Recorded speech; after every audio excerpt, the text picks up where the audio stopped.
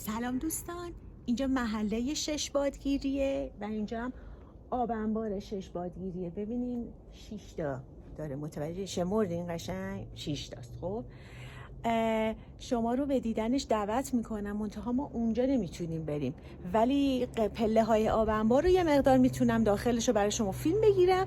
امیدوارم که از دیدنش لذت ببرین، همراه من باشین.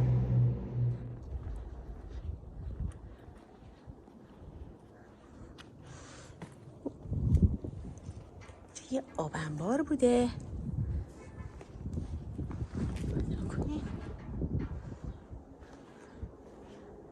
پله میخورده میرفته.